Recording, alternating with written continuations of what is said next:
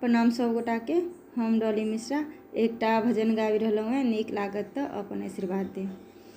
विमल विभूति बाबा बराद बहन से लंबे लंबे लटकावे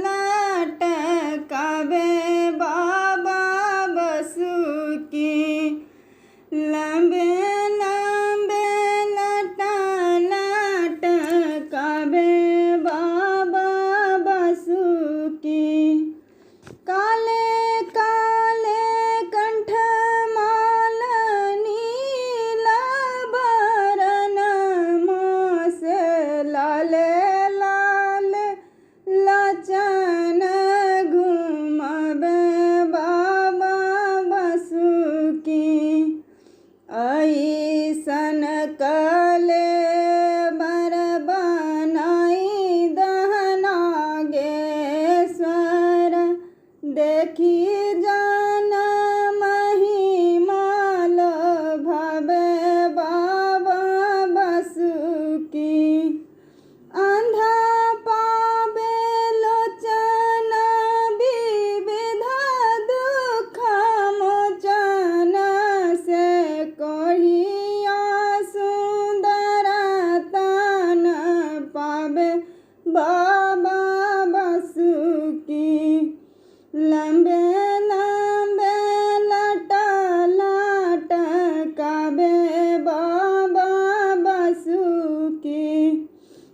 निपुत्र के पुत्र देत कुमति सुमति देत निराधन के करती निहल बाबा बसुकी। लंबे लंबे लटकावे बाबा बसुकी। धन धन दारुक बन जहाँ बसे अकहर मेटी जट विधि अंक भले बाबा बसुकी। सबके जे सुनी सुनी दूरी केला दुख सब दूरी केला दुख सब हमारो के बेरिया निठुर बाबा बसुकी। तुम बिना अब कोई दृष्टि पथ आवे नहीं केही अब अरज सुनाऊं बाबा बसुकी। केही अब अरज सुनाऊं बाबा बसुकी। माता पिता परिजन सबके छोड़लहुँ बाबा अहीं के शरण आब धेलहुँ बाबा बसुकी।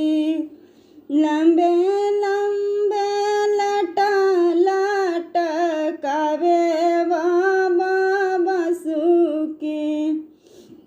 शरण अहाँक हम सतत जे धेलहुँ बाबा आब अहाँ तेजी कहाँ जेबै बाबा बसुकी।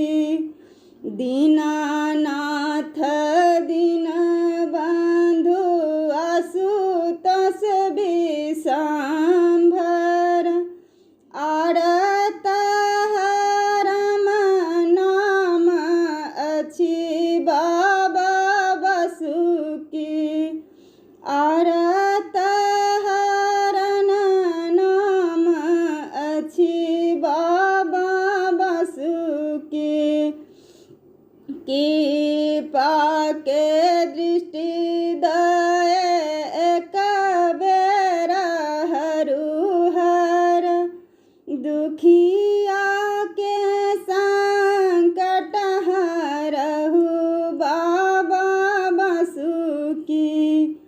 हमहु जेलौं बाबा अहाँके शरणमे, हमरा के देखी डरलौं बाबा बासुकी। लम्बे लम्बे लटकावे बाबा बासुकी। जाहि दिन सो ज्ञान भेला हमरा के आहो बाबा, तहिया सो शरण धेलौं बाबा बासुकी। कहाँ